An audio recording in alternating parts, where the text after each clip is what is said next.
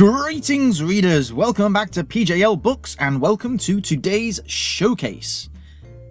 Nostalgia is a weird thing. For those of you my age or above my age, we're at that point where we can look back at the books, movies, TV shows and video games of our youth and reminisce about the good old days, yeah? But here's an odd phenomenon. Have you ever had your nostalgia glands stimulated by something that you never experienced as a child, but has so many hallmarks of your childhood that it might as well have been?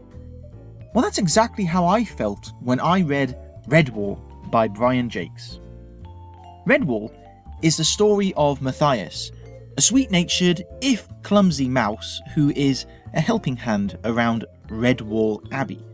A rat named Clooney the Scourge, leading his army of vermin, sets up camp nearby with every intention of invading the abbey and taking it for themselves.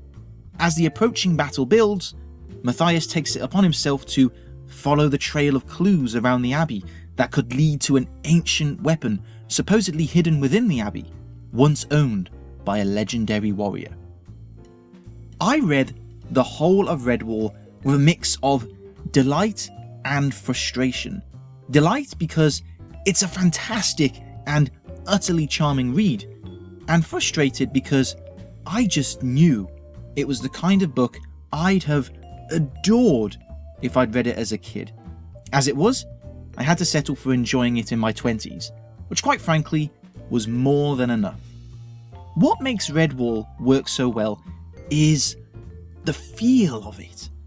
It simply feels like one of those old-fashioned yarns, the kind of book you'd pick up second-hand for mere pennies at a car boot sale, the pages already yellowed from being read and reread 20 times, and you'd evade your homework to go and squirrel yourself away in a hidden corner of the back garden, surrounded by the smell of grass, just to while away the hours lost in a story. And it really does have that intangible quality of a bygone era about it, even if it was only written in the late 80s. The simplicity of good is good, bad is bad, the ever so slight air of well-intentioned preachiness to it, the motley crew of quirky characters. If you have never read Redwall, it will still feel like that well-thumbed book from your youth that you have long since forgotten. And because of that, what faults you could level at Redwall actually work in its favour. Where's the scaling of the creatures? What is it? I mean, we have a badger and a mouse talking, so is that to scale as in real life, or are they the same size? Or how about the fact that the adventures of Matthias, while exciting and varied, are a little bit too episodic in nature and feel rather, solve this challenge, now on to the next? Well, the answer to these kind of questions is answered in the same straight and simple way a child would. Who cares? It's fun! Now, you know me, in most circumstances, this is the kind of detail I would want from my books. But Redwall pushes past the cynical adult and speaks to the inner child.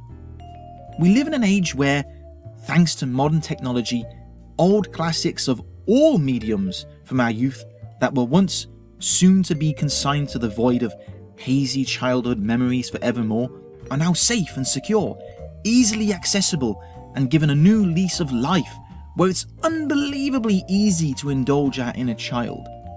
But Redwall is a little different. More than just being a tale of yesteryear, it's an idea crystallized, capturing a certain precious atmosphere that would delight absolutely anybody. And that's it for today's showcase. Thank you very much for listening, readers. The link to where you can find and purchase this book is in the description below, so please check that out, along with my blogs and websites. Thank you very much for listening, readers, and I'll see you next week. Thank you. Bye-bye.